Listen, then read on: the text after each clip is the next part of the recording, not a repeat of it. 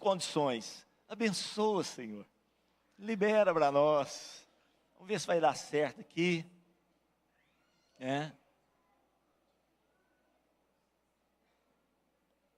Ver se vai dar certo.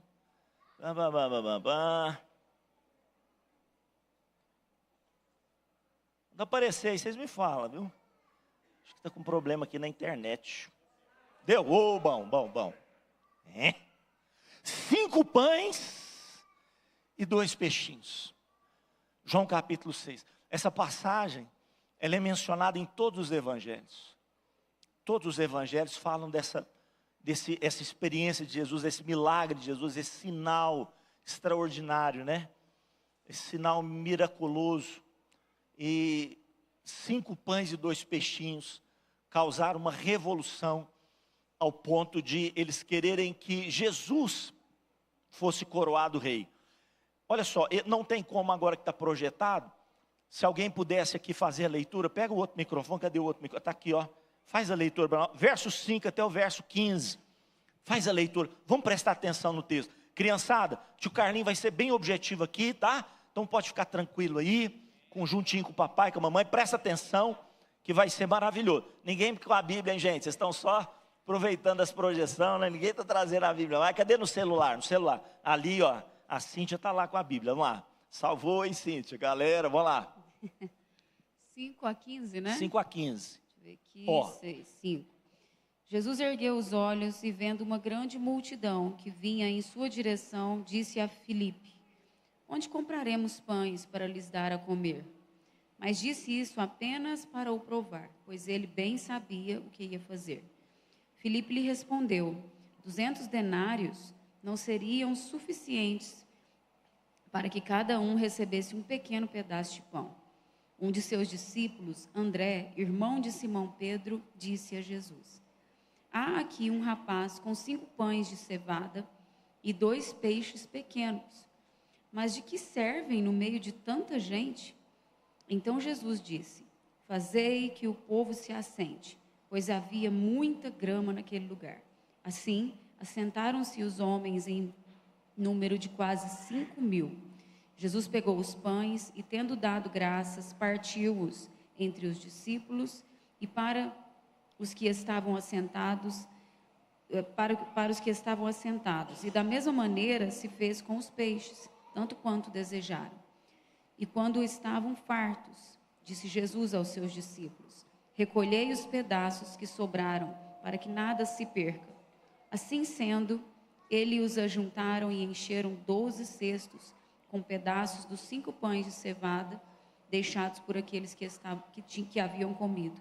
Então, vendo aqueles homens o sinal que Jesus havia realizado, disseram: este é verdadeiramente o profeta que devia vir ao mundo. Percebendo então Jesus que estavam prestes a vir e levá-lo à força para o proclamarem rei, retirou-se novamente, sozinho, para o monte. Pai, nós queremos agradecer ao Senhor, lida a tua palavra, pedimos que o Senhor nos dê ouvidos para sermos instruídos por ti, olhos para enxergar além do normal, além da visão natural que nós temos. Abra os nossos olhos espirituais, abra os olhos do nosso coração, fala conosco, Senhor, de uma forma profunda, poderosa, marca as nossas vidas nessa noite, é o que te pedimos em nome do Senhor Jesus. Se você concorda, diga amém. Querido, sabe, o Evangelho de João, ele foi assim, cirúrgico, porque João disse assim: gente, se eu pudesse escrever tudo o que Jesus fez, tudo o que Jesus realizou, tudo o que Jesus falou, nem o mundo inteiro caberia, tantos livros que fossem escritos a seu respeito. Lógico que ele usa de uma linguagem hiperbólica, mas é lógico que por trás disso há uma expressão da abundância das realizações, dos feitos de Cristo Jesus.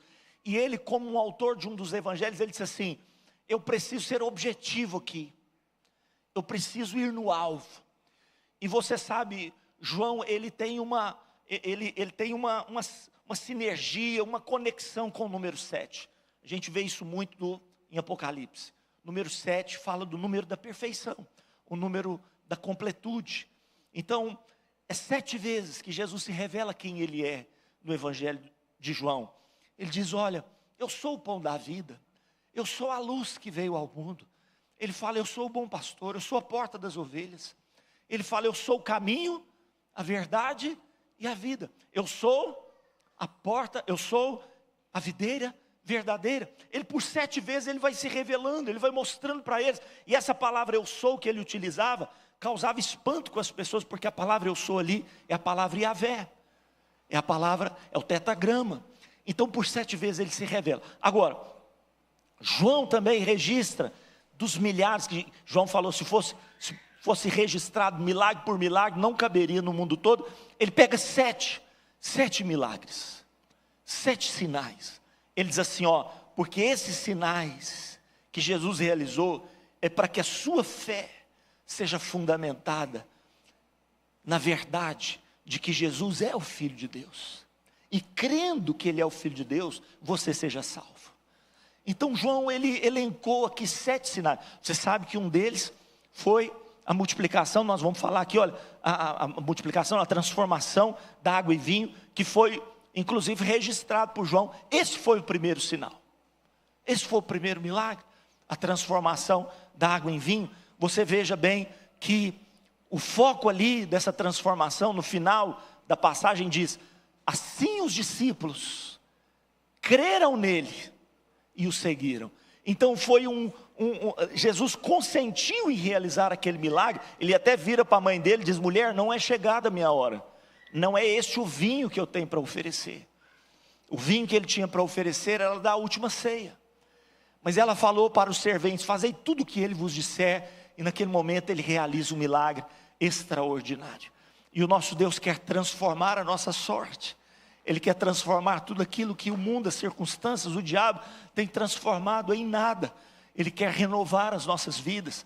Ele quer dar para mim e para você um reinício, um recomeço. Ele quer escrever um capítulo melhor na sua vida. Diga para mim, comigo assim, o melhor de Deus para a minha vida ainda está por vir. O melhor capítulo ainda será escrito. Só você que crê, dá mais um aplauso ao Senhor em nome de Jesus. Ele transforma a água em vinho. Depois ele cura o filho de um oficial. E naquela passagem ele diz assim, olha, se eu não realizar sinais, vocês não crerão. Jesus diz, olha, eu vou precisar de fazer realmente algumas coisas aqui, porque o coração de vocês estão endurecidos. E naquele momento ele dá uma palavra de ordem para o oficial, pode ir, o seu filho está curado. Ele chega na casa. Você sabe que esse oficial aqui é um milagre diferente daquele do centurião. Esse aqui, o pai, é um pai e um filho. E o pai queria que Jesus fosse à sua casa. E Jesus falou assim, olha, se você crer, seu filho já está curado. O oficial creu. Quando ele chegou na casa, ele faz algo interessante.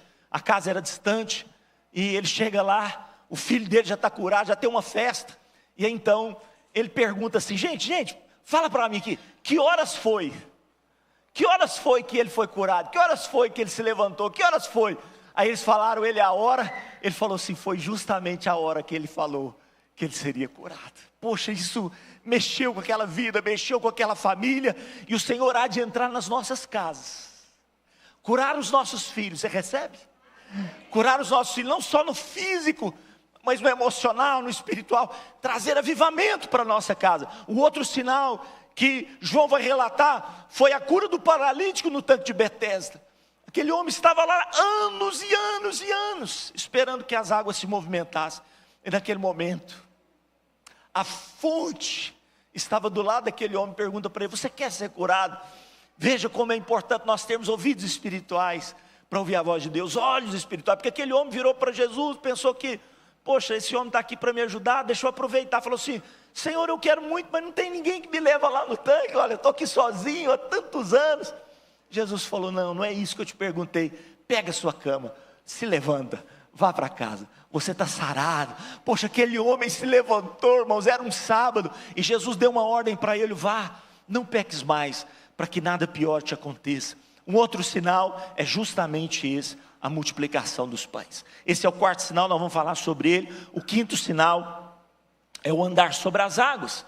Foi justamente depois aqui da multiplicação dos pães e dos peixes, que Jesus pede que os discípulos vá para o outro lado do mar. Ele fica em oração até altas horas, se não me engano até a 4ª vigília. E aí então ele desce do monte e vai a ter com os discípulos por sobre as águas. E aí então, o 6º sinal, penúltimo sinal aqui, é a cura do cego de nascença. Está no capítulo 9 de João. Aquele menino nasceu cego. Interessante demais esses sinais que João coloca, porque esse é um sinal e é um milagre que Jesus fez que ninguém pediu para Jesus. O cego não pediu para Jesus, irmãos. Jesus foi até o cego. Quantos creem que o Senhor vai até aqueles que estão cegos para abrir os seus olhos? Eu creio. Tem muitas pessoas, irmãos, que Jesus precisa ir ao encontro deles. Você sabe que o maior desafio é as pessoas virem até Jesus. Aliás, o desafio dele é esse: vinde a mim, vós todos que estáis cansados e sobrecarregados, e eu vos aliviarei. Mas esse sinal, o cego não pediu nada. O cego estava ali esmolando. O cego estava naquele lugar. Ele nem sabia que Jesus, não é o Bartimeu aqui, irmãos. Ele nem sabia que era Jesus que estava naquele lugar. E alguns discípulos começaram a comentar: Jesus, quem pecou? Foi ele que pecou ou foram seus pais? Jesus falou: nem ele nem seus pais. Deus permitiu essa situação para que se manifeste nele as obras de Deus. Deixa eu te falar, muda a sua perspectiva das coisas. Às vezes nós temos um olhar pessimista. De quem é a culpa? Entende isso, irmão? De quem é a culpa? Porque o Brasil está assim por causa disso. A culpa é disso. A culpa é daquilo. Vamos parar com isso.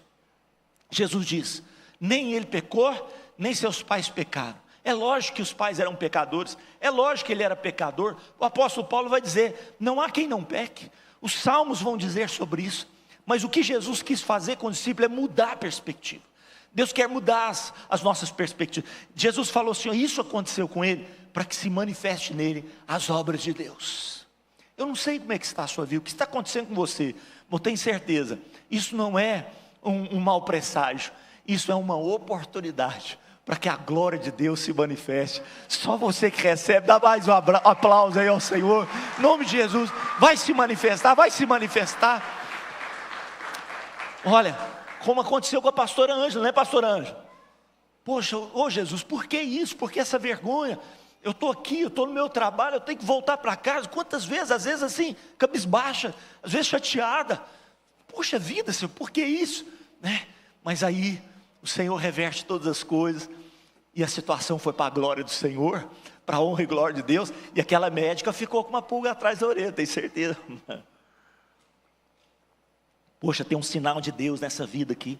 E o último, irmãos, é o que nós mencionamos aqui, na oferta, que aconteceu antes do capítulo 12, no capítulo 11, que é a ressurreição de Lázaro. E quando Jesus vai ressuscitar Lázaro, antes de ele dar a palavra de ordem, ele fala assim: Pai, muito obrigado, o Senhor sempre me ouve, mas eu estou dizendo isso por causa daqueles que estão aqui, para que creiam. Então todos os sinais que João relata é para despertamento da fé do povo, uma fé que precisava ser reacendida, uma brasa que estava apagada, e os sinais são realizados com esse propósito. Agora, por que Jesus decide dar pão àquela multidão? Por que Jesus decide dar justamente pão àquela multidão? Nós falamos pela manhã, porque cada um de nós temos 3 necessidades básicas. Não podemos viver sem essas 3 coisas. A primeira delas é o ar. A segunda é a água. E a terceira, o pão. Se ficarmos sem esses 3 elementos básicos, morreremos. Então eu falei pela manhã sobre o ar. Que Deus edificou um homem à sua imagem e semelhança, mas ainda era só um objeto. Era uma escultura perfeita. Mas o homem só se tornou uma alma vivente quando ele recebeu o ar de Deus, o fôlego de Deus, a respiração de Deus. Olha, deixa eu falar uma coisa para você. Eu sei que nós, como descendentes de Adão, nós fomos contaminados pelo pecado. A imagem e semelhança de Deus em nós foi deformada. Mas nós não somos obras do diabo. Nós somos obras da mão de Deus. Sabe, você foi feito pelas mãos do Senhor. Você recebe isso? O salmista fala isso no Salmo 139. De forma assombrosamente maravilhosa o Senhor me formou. Os meus ossos não te foram ocultos, quando no escondido eu fui formado, entretecido como nas profundezas da terra. Os teus olhos me viram a substância ainda informe. No teu livro foram escritos quantos dos meus dias? Todos os meus dias. Nós somos obras das mãos de Deus. Você é feitura do Senhor. E cada ar que eu e você respiramos é resultado do primeiro sopro de Deus. Cada respiração que você tem é resultado do sopro de Deus. E mais do que o ar natural, papai, ajuda aí. Mais do que o ar natural, irmãos, nós precisamos da presença do Senhor em nós. Nós precisamos respirar o Espírito de Deus. Você sabe que a palavra Espírito é ar. A palavra Espírito na Bíblia é ar. Ar. Todas as vezes que nós respiramos, a nossa alma deseja a presença de Deus. É mais do que o oxigênio. Davi disse assim: tira tudo de mim, Senhor, só não me tira o seu Espírito Santo. Jesus ressuscita, está todo mundo reunido, todos os apóstolos reunidos com medo. Jesus entra no meio deles sem bater na porta. E ele declara: Shalom, a paz seja convosco. No momento que ele faz isso, a Bíblia diz: Jesus o quê? Soprou sobre eles o Espírito Santo. O Espírito do Senhor está aqui, você recebe? Há uma presença de Deus nesse lugar. Nós não podemos ficar sem o ar da presença de Deus. Você sabe que esse é o elemento mais precioso, mas o segundo elemento mais precioso para nós é a água. O segundo elemento mais precioso que nós temos para a nossa subsistência é a água. Alguns estudiosos têm dito hoje o valor que a água tem. Entra aí nas pesquisas, entra nos chats de inteligência artificial e coloca lá assim: olha, a importância da água para o organismo do ser humano. Você vai ver, você vai ficar espantado. Alguns dizem assim: olha, é tão importante você beber água continuamente, que quando você sente sede, é porque já passou muito tempo de você beber água. Então nós não podemos nem esperar sentir sede para bebermos água. É importante que façamos isso como um hábito na nossa vida. Porém, nós queremos falar aqui mais do que a água natural, porque nós não somos somente seres naturais, nós somos seres almáticos, nós somos seres espirituais. E o salmista vai dizer no Salmo 47, assim como a corça suspira pelas águas, a minha alma, o que, gente? Tem sede de Deus. Deixa eu fazer uma pergunta para você nessa noite. Você tem sede de Deus? Você tem sede de Deus na sua vida? Sabe, temos tantas sedes que queremos saciar, queremos suprir tantos sonhos e projetos na nossa vida, sonhamos com tantas coisas, mas o salmista diz: a minha alma, os sonhos da minha alma, o desejo da minha alma é o Senhor, porque minha alma tem sede de Deus. Ele vai registrar: o Senhor é o meu pastor, nada irá me faltar. Ele vai me levar aos pastos verdejantes e para onde mais? Para junto das águas de descanso. E o que ele vai fazer lá? Refrigerar a minha alma. A minha alma e a sua alma têm sede de Deus. Jesus diz no último dia, o grande dia da festa: quem tem sede, vem a mim e beba. Ele é a fonte inesgotável. Ele quer colocar essa fonte na sua vida. Ele disse isso para a mulher samaritana. Ele diz: quem beber da minha água, do seu interior fluirão o quê? Rios de água viva. Nós precisamos dessa água. Gente, a água é tão importante, naturalmente falando, que os pesquisadores dizem que se você faz um jejum, você não pode fazer um jejum de água. Você não faça isso. Você pode fazer um jejum natural, mas de água não. Jejum de alimento, mas de água não. Alguns dizem que a partir do terceiro dia sem água, os nossos órgãos começam a entrar em falência por causa da falta de água. Você pode pegar uma infecção. Aquilo pode causar sérios problemas ao seu sistema urinário, de purificação do sangue. Poxa, a água é tão importante. E como nós podemos viver sem Deus? Como nós podemos viver sem Deus? E o terceiro, irmãos, elemento mais importante na nossa vida é o pão, é o alimento. É isso que entra dentro de nós e que fortalece o nosso corpo. Eu não sei se você tomou um cafezinho antes de vir para cá, espero que sim. Se não tomou, o seu estômago já vai reclamando. O seu cérebro vai dizendo, eu preciso de energia, eu preciso de força. Pão é vida. Por isso Jesus falou assim, olha, vocês estão atrás de mim, não é porque eu multipliquei pães, é porque vocês comeram esse pão e se fartaram. Aí ele fala assim, deixa eu dar uma dica para vocês. Trabalhai, lutai, buscai pela comida, pelo pão que não perece, mas que vive para sempre. Eu sou o pão vivo que desceu do céu. Deixa eu te perguntar uma outra coisa nessa noite. Eu e você temos fome de Deus. Nós temos fome de Deus. Hoje nós vamos tomar ceia. Você sabe, a pastora Ângela já falou. Você sabe que aquele pedaço de pão representa Jesus, o pão vivo. Nós temos fome de Deus na nossa vida. Você sabe que a palavra de Deus é comparada com pão, não é? Você sabe disso? A palavra de Deus é comparada como pão. Nós nos alimentamos da palavra, porque nem só de pão viverá o homem, mas de quê? De toda a palavra que procede da boca de Deus. Jesus está multiplicando os pães, porque Ele está dizendo, eu posso suprir a sua fome. Eu posso suprir a sua fome. Então, esse milagre vai acontecer por causa de 7 fatores. Eu quero concluir a palavra falando sobre eles.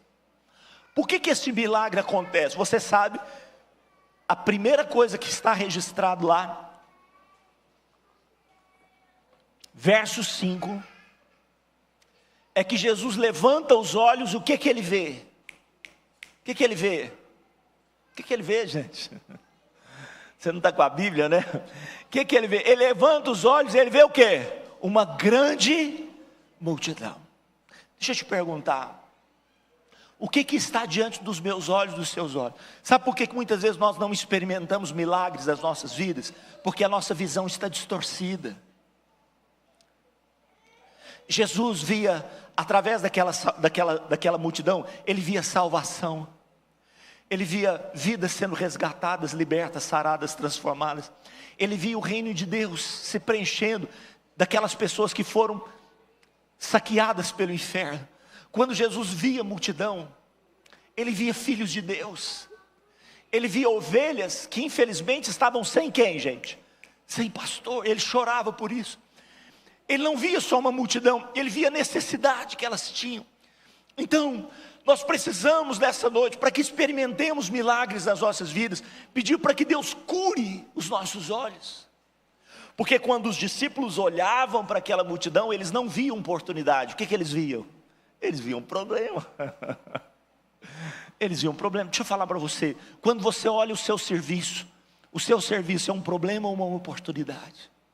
Quando você olha para a sua faculdade, para os seus estudos, sei, às vezes é difícil, às vezes é complicado, uma disciplina. Poxa, mas você vê aquilo como um problema, ou você vê aquilo como uma oportunidade? Poxa, o Senhor está me adestrando, vai ser uma ferramenta tremenda para que o reino de Deus seja implantado. Eu vou me tornar um profissional melhor, eu vou me tornar uma pessoa mais especializada. Você sabe que o grande diferencial não são os muitos advogados que estão aí, gente.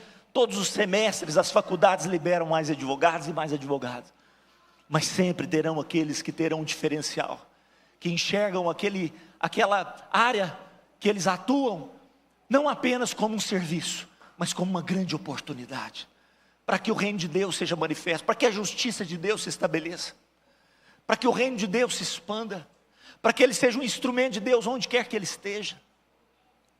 Então eu quero dizer para você, Deus precisa trabalhar a nossa visão. Segunda coisa, o que fez com que o milagre acontecesse? Fé. Porque Jesus falou assim, ó, onde vamos comprar tantos pães? E Filipe falou assim, não esquece, nem 200, por isso que eu falei, o vaso de alabastro, o vaso do perfume valia quanto, gente? O perfume valia quanto?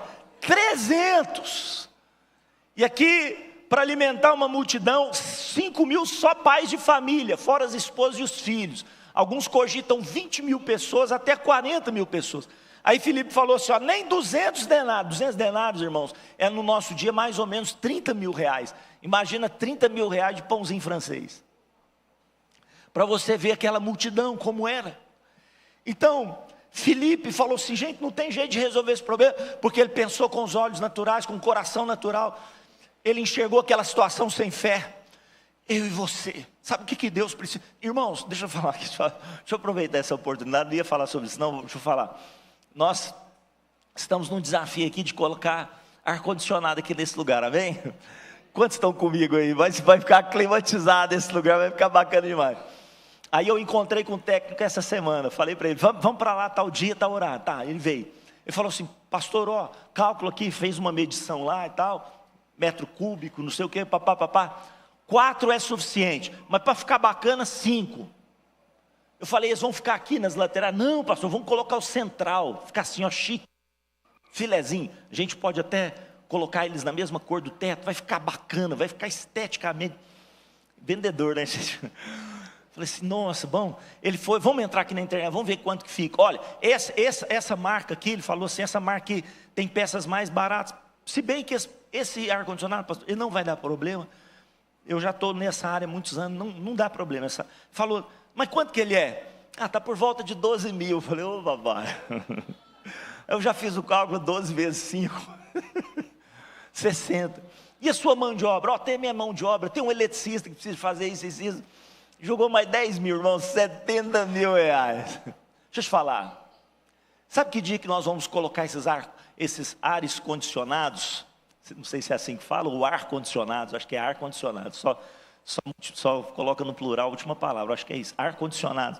Sabe o dia que nós vamos colocar aqui? Nunca, porque o nosso coração é igual de Filipe, irmãos. Mas sabe, nessa noite Deus quer levantar os Andrés no nosso meio. O que o André faz? Ele fala assim, Senhor, está aqui um rapaz, ó, parceirão nosso. Jesus falou, ô beleza, quantos pães que ele tem? 5. Irmão, sabe que pão que era aquele? Pão de cevada. Sabe o que é o pão de cevada? É o pão de terceira, irmão. Isso porque aquele menino era pobre.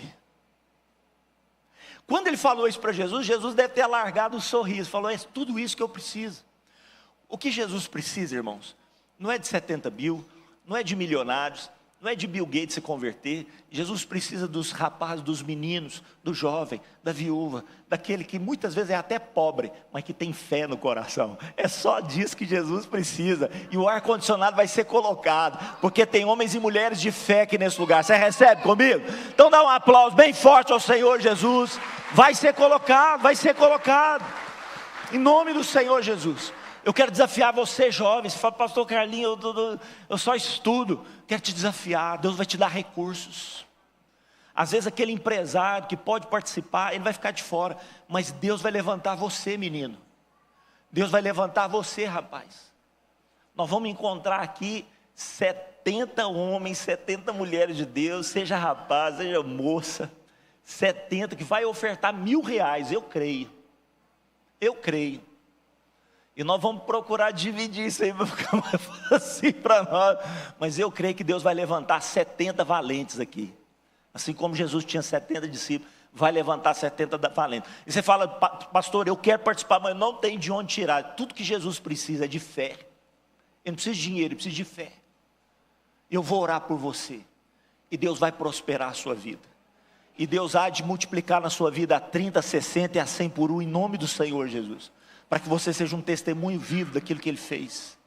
Em breve nós teremos isso aqui. Olha para o teto aí pela fé. Olha para o teto aí. Sente já, irmãos, o ambiente climatizado. Só você que recebe pela fé, irmão. Dá um aplauso bem forte para Jesus. Vai ser bacana demais. Vai ser bacana demais. Então, Jesus não precisa de 200 denários. Jesus não precisa de 1000 denários. Ele precisa de nossa fé.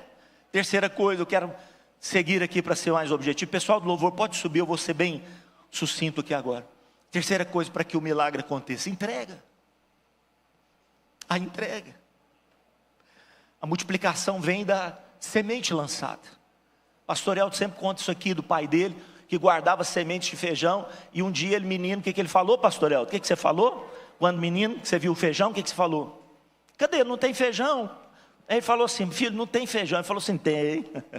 Tem feijão, o feijão não está lá. Não, filho, aquele lá não é para nós comermos, aquele precisa ser plantado. Então, irmão, sempre tem uma entrega. Sempre tem um sacrifício a ser feito. Aquele menino está abrindo mão da sua refeição. Ele está abrindo mão da sua refeição. Deixa eu te perguntar uma coisa. No final da história, quantos cestos sobraram? Quantos? 12 cestos cheios. Você crê que aquele menino foi para casa com muito mais do que ele tinha, sim ou não? Muito mais. Então sabe por que muitas vezes o milagre não acontece? Porque nós somos pão duro, irmãos. Nós somos pão duro, nós somos mão de vaca. Aí o diabo aproveita, né? E o milagre não acontece. Nós precisamos ter um coração aberto. Um coração que a Bíblia diz que é generoso. Porque a alma generosa, o que acontece com ela? Prosperará. A alma generosa prosperará. Eu vi a minha mãe, irmãos, minha mãe, ela é assalariada. Os netos dela faziam aniversário, ela arrancava uma nota de 100 e dava para os netos. Eu falava: como que ela faz isso, meu Deus do céu? Como é que a senhora faz um negócio desse? Ainda virava para eles e falava assim: não conta para ninguém não, né? Tá, 100zinho. Irmãos, eu não sei como, nada faltava para aquela mulher. Nada faltava, se vestia bem. Tinha tudo que precisava, fazia um almoço bacana. Eu falava: mãe, mas tanta coisa que a senhora fez, não precisa disso tudo. Não, gosta de abundância. Meu Deus é Deus de abundância. Ó, não vem não, viu não. Meu Deus é Deus de abundância. Então nada falta para a alma generosa. Não fique preocupado. A alma generosa prosperará. Certa vez, deixa eu contar esse testemunho para vocês. Nós estávamos no começo da igreja, e 2 empresários. Nós tínhamos 2 empresários. Hoje nós temos o café dos empresários. Bacana demais, irmão. Você não pode perder o café dos empresários. Pastor, irmão, eu não sou empresário, mas pela fé você já é um empreendedor. Vem para cá, dia 13 será o próximo café. E aí, o começo da igreja, irmão, nós tínhamos 2 empresários. Os 2 eram sócios. Um deles era o pastor Zezinho. 2 empresários, 2 eram sócios. Os 2 juntos, irmãos, dava quase 80% da entrada da igreja. Diz meu velho, eram os 2, para você ter noção do tamanho da igreja, né?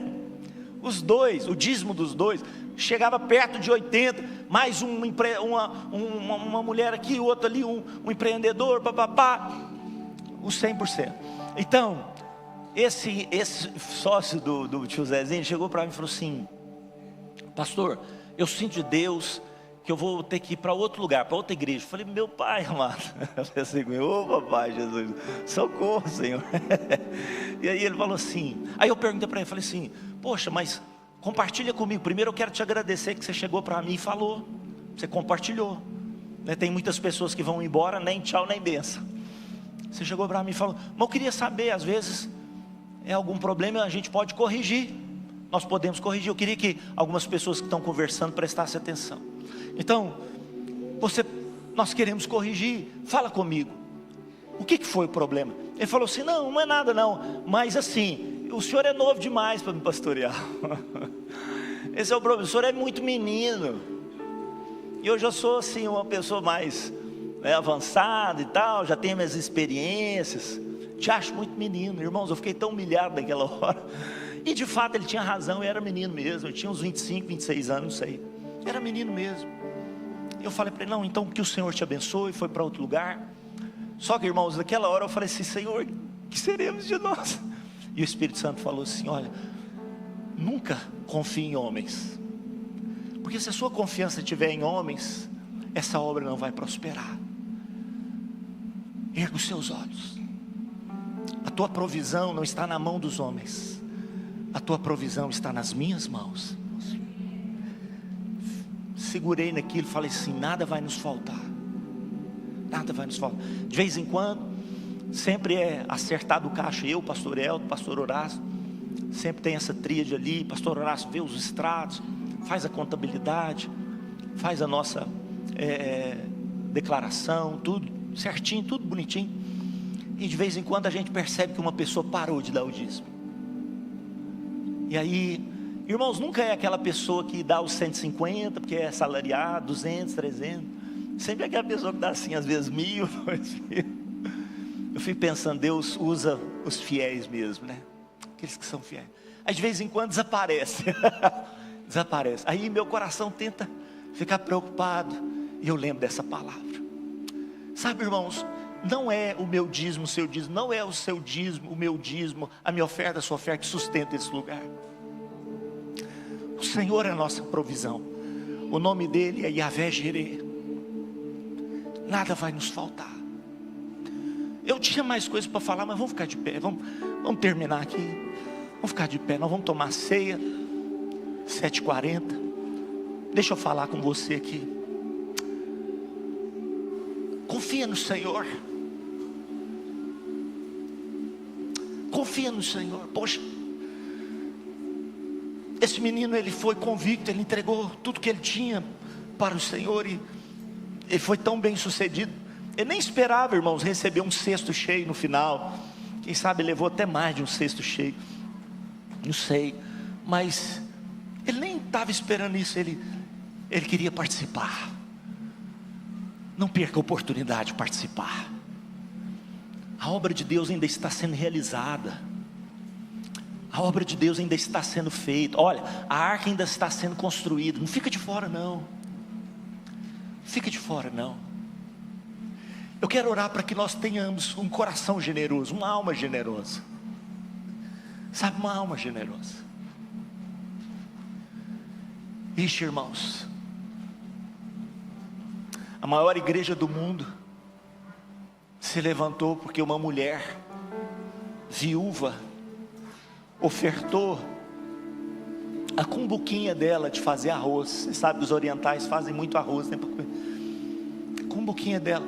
Ela falou, o pastor Poyanchué falou assim: eu não tenho nada, pastor, mas a minha panela está aqui. E o pastor falou assim: não posso receber isso da senhora. Ela falou assim: pastor, não me impeça de ser abençoada. E ela foi lá no altar e colocou a panelinha dela, irmãos. Quando ela colocou a panelinha, começou a pipocar de empresários. Falou assim: eu não posso ficar fora. A maior igreja do mundo foi edificada. Sabe, Deus não precisa de milionário, Deus não precisa de Bill Gates, não. De vez em quando eu dou uma orada, eu falo assim: oh Deus, manda uns fazendeiros para cá, Jesus. Manda uns fazendeiros, Senhor, manda uns fazendeiros para cá. Mas Jesus sempre corrige o meu coração, fala: filho, essa obra não é edificada por homens. Deixa os seus olhos espirituais serem abertos nessa noite. Deixa o seu coração ser aberto. Porque aquele que é fiel no pouco, sobre o muito, Deus colocará. Eu fico olhando aqui, dízimo de R$1.500. Eu não vou citar, lógico, quem é a pessoa, né? Dízimo de R$1.500. Sabe de quem? De um menino que entrou aqui dentro com tendência suicida. Por volta dos seus 13, 14 anos, ele entrou aqui dentro. E Deus sarou a vida dele. Ele passou na Universidade Federal com 17 anos. Ele concluiu toda a faculdade. Hoje ele é um profissional. O dízimo dele gira em torno de R$1.500 a R$2.000. Você pode dar um aplauso bem forte a esse Deus? Esse menino não tinha nada. Esse menino não tinha nada. Talvez você está assim, você é um assalariado, não tem problema. Seja fiel no pouco. Pai, nós estamos aqui, uma igreja simples. Muitos até olham para nós e falam assim: essa igreja é igreja de rico. Não é. Se eles pudessem ver o relatório dos dízimos, quem sustenta essa igreja é aquele que é fiel no pouco. É aquele que nunca deixa de dar o seu dízimo. Está lá escrito 150, 200 reais. E é com essas pessoas que o Senhor está fazendo a sua obra. Porém, aqueles que têm um coração endurecido, tem misericórdia dessas vidas.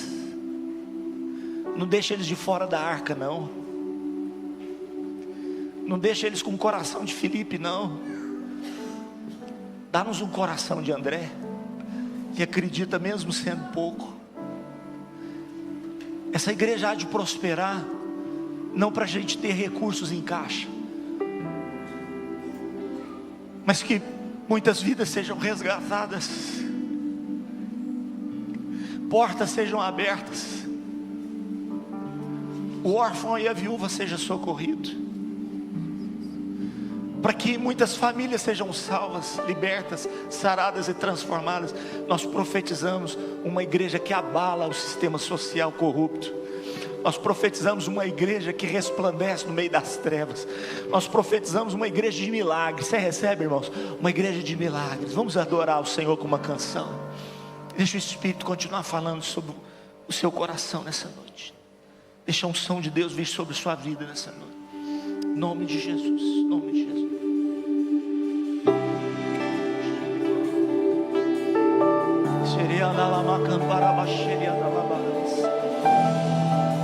Santo, santo, santo, santo.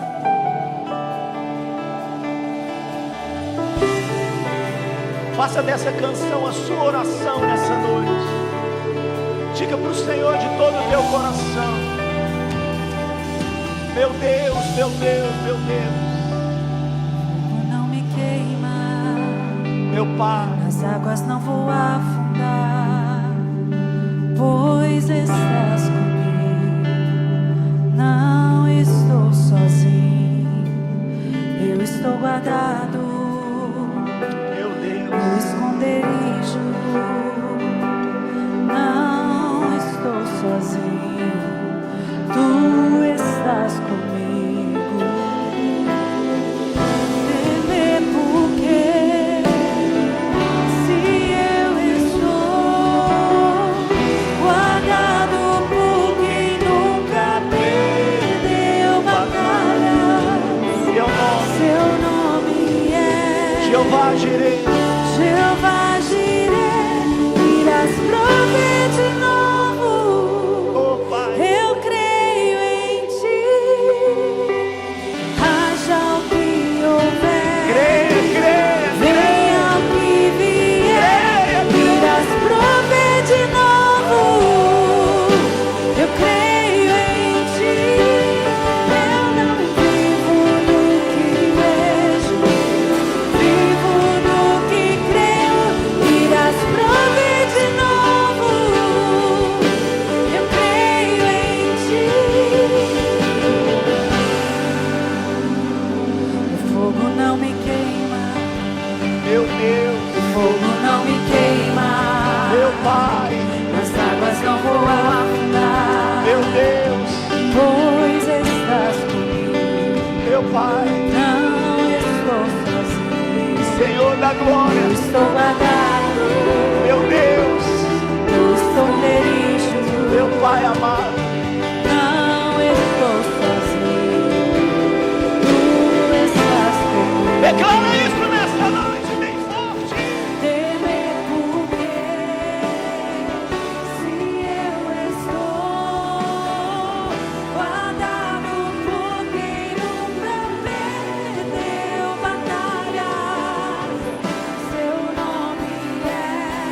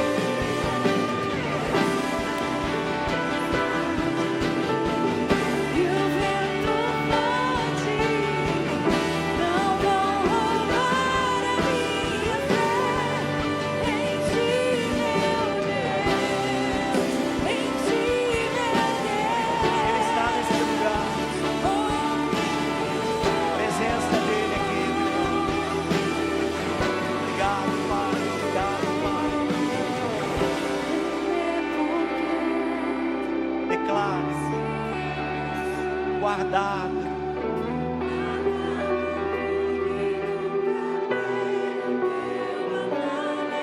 Profetiza. Seu nome é O nome dele. Jeová Jireh, irás prover de novo. Eu creio em ti. Haja o que houver, venha o que vier, irás prover de novo. Eu creio em ti. Vivo do que vejo, vivo do que creio, irás prover de novo. Eu creio em ti. O Senhor te chama nessa noite. O Senhor te chama para ser como aquele menino, aquele rapaz. O Senhor está te chamando para alimentar multidões. Talvez você tenha nas mãos apenas 5 pães e 2 peixinhos. Deus vai usar a sua vida. A África vai ser tomada pelo Senhor Jesus. A Europa vai ser quebrantada e vai se render ao Senhor Jesus. Pelos seus 5 pães e 2 peixinhos, uma próxima geração vai surgir que crê em milagres, que se move pela fé. Na noite que ele foi traído, ele tomou um pedaço de pão, entregou aos discípulos e falou: este agora é meu corpo, ele é partido por vocês, para que vocês tenham alimento, o pão vivo que desceu do céu. Tomai e comei todos vós, fazei isso em memória de mim. Naquela mesma noite ele levantou também o cálice, ergueu e disse: tomai e bebei todos vós, porque esse é o meu sangue, a minha vida, ela está sendo derramada por vocês, porque o milagre vem da entrega. O milagre vem da entrega. Não represe o que Deus quer fazer na sua vida e através da sua vida. Sai do seu lugar, venha pegar os elementos da ceia. Nós vamos orar agora, nós vamos declarar agora a unção, a graça, a bênção de Deus. As crianças recebem dos pais, só os pais peguem. Em nome de Jesus. Sabe, a presença deles está aqui nesse lugar. Há uma unção de Deus aqui nesse lugar.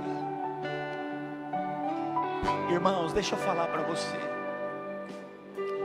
Tem estagiários aqui, estão começando a entrar na faculdade agora e começaram um estágio. Estão ganhando aí, não sei, R$500 por mês, R$700 por mês, não sei. Esses estagiários têm vindo aqui no altar de Deus, colocado dízimo, R$50. Deus vai prosperar o trabalho das suas mãos. Deus vai te enriquecer. Deus vai te fazer avançar. Deus vai prosperar aqueles que são fiéis no pouco. Talvez você seja como aquela viúva que tinha só um pouquinho de farinha. Deus fala para você: prioriza o reino de Deus. Prioriza o reino de Deus. Elias ensinou para aquela mulher: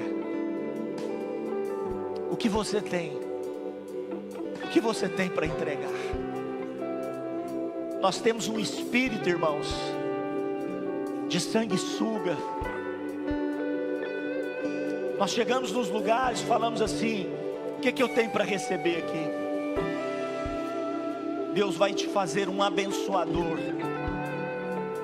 Ao invés de você buscar bênçãos, bênçãos fluirão da sua vida. Eu quero profetizar sobre você e sua casa e a sua família. Bênçãos do céu vão transbordar da sua casa. Pessoas feridas, machucadas vão entrar na sua casa, vão ser saradas, vão ser curadas, vão ser libertas, vão ser transformadas. Você vai ajudar as pessoas, você vai socorrer a pessoas, você vai poder emprestar e não vai precisar tomar emprestado. O Senhor vai te abençoar tremendamente nesse dia. Há uma unção de prosperidade aqui nessa noite. Há uma unção de prosperidade sobre a sua vida. Recebe em nome do Senhor Jesus. Em nome do Senhor Jesus. Quando você termina de pegar os elementos da ceia, deixa eu orar com você, abençoar você. Depois você vai abraçar alguém, vai tomar a ceia com ele. E nós estamos terminados. Pai, abençoa a tua igreja nessa noite. Hoje as crianças participaram conosco, que bênção, a igreja ficou cheia. Glória ao Senhor por isso. Abençoa essas crianças. Faça com que elas cresçam com a mentalidade do reino de Deus, a mentalidade da generosidade, a mentalidade do coração de Davi. O coração de Davi, que derramava ao altar tudo aquilo que o Senhor dava a ele como conquista. Um coração que repartia as conquistas e as bênçãos. Levanta uma geração de Davis. Levanta uma geração de imbatíveis, para que os gigantes dessa nação caiam por terra. O Senhor te abençoe, te guarde, te prospere, em nome de Jesus, amém. Pode tomar a ceia, em nome do Senhor Jesus.